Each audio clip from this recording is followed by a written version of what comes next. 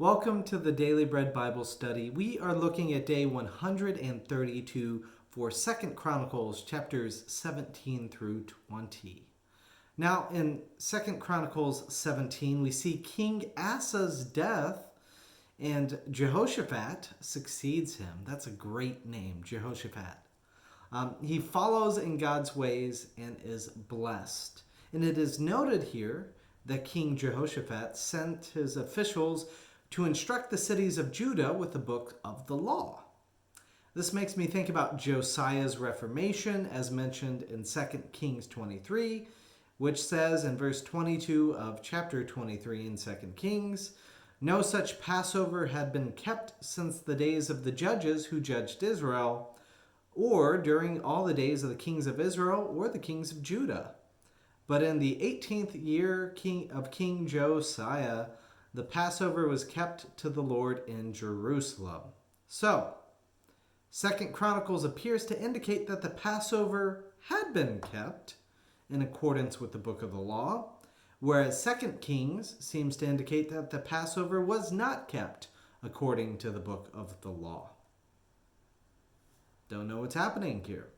But anyways, the reverence of God that leads to the surrounding nations, they realize that Judah is following God, and they have reverence upon Judah. It says that wars cease, cities flourish, and that kingdoms' might increases. In 2 Chronicles 18, in a repeat of, again, the earlier text in 1 Kings 22, Judah and Israel plan to go to war with Aram. King Ahab of Israel wants to fight, yet King Jehoshaphat is hesitant without first inquiring of God. King Ahab consults his prophets, the ones of Baal, who tell him what he wants to hear. And King Jehoshaphat is not convinced, so he asks to inquire of the Lord alone. In 2 Chronicles 18, verse 7, the king of Israel said to Jehoshaphat, "There is still one other by whom we may inquire of the Lord, Micaiah, son of Imlah, but I hate him, for he never prophesies anything favorable about me, but only disaster." Now, upon being summoned, the prophet Micaiah first says King Ahab will be victorious. Seeing that Micaiah is not genuine, King Ahab asks for the actual message from God. And the prophet Micaiah then reveals an elaborate plan from one of God's own servants. In 2 Chronicles 18, verse 21, "I will go out and be a lying spirit in the mouth of all his prophets." Then the Lord said, "You are to entice him, and you shall succeed. Go out and do it." So you see, the Lord has put a lying spirit in the mouth of these your prophets.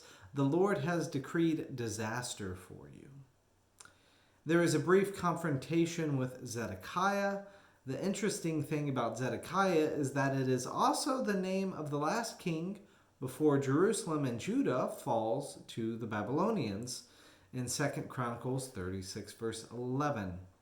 So the kings then decide to go to battle with Aram, and King Ahab is injured, later dying after sunset. 2 Chronicles 19 continues as King Jehoshaphat lives and returns home from Judah.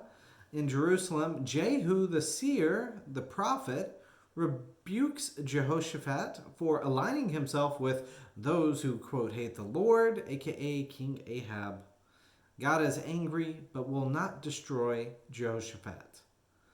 The king then seems to repent, appointing judges to rule according to the book of the covenant, saying that you do not judge on the Lord's behalf, and do not pervert justice, show partiality, or take bribes, which is referenced in Deuteronomy 10:17 and also Deuteronomy 16, verse 19.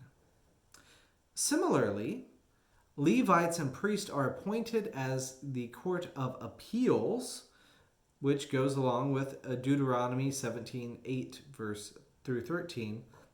The appeals system that Jehoshaphat references here to institute. So In a lot of ways, Jehoshaphat is doing well. He's hearkening back to the books of the law, especially Deuteronomy, the instructions of Moses there. Now moving on to 2 Chronicles 20, the descendants of Lot, the Moabites and the Ammonites, they come to fight. And the news calls them a great multitude from Edom. Thus we get a lot of nations that have had a connection to God's people, yet have not been part of the covenant. And for Jehoshaphat, that covenant matters, as he humbles himself before God by wearing sackcloth and ashes. King Jehoshaphat prays to the Lord, saying, God, you have led your people in the past.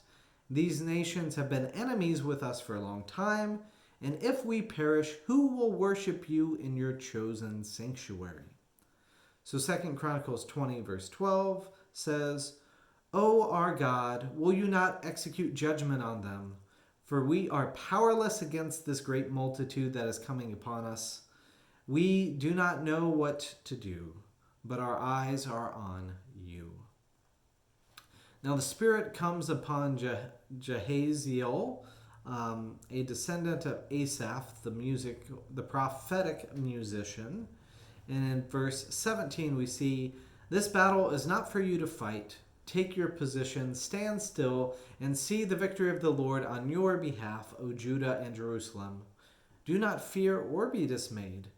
Go tomorrow out against them, and the Lord will be with you. The people then worship the Lord, and as they prepare for battle, King Jehoshaphat tells them to trust God. They sing the worship song from the dedication of the temple, and an ambush comes from the Lord. The Judeans witness their enemies fighting themselves and do not have to battle. They then plunder the battlefield for 3 days because there's so much left behind. And the recipients of God's battle then worship the Lord with great music in the house of the Lord. The chapter closes with King Jehoshaphat joining with King Ahaziah of Israel to build a navy. God gets upset and destroys the navy in 2 Chronicles 20 verse 37. Because you have joined with Ahaziah, the Lord will destroy what you have made. And the ships were wrecked and not able to go to Tarshish. So that's the end of our section here. I hope you enjoyed it. I hope you liked being able to try and pronounce Jehoshaphat just as I have had trouble. But anyways, we will talk more about all of the 2 Chronicles stuff next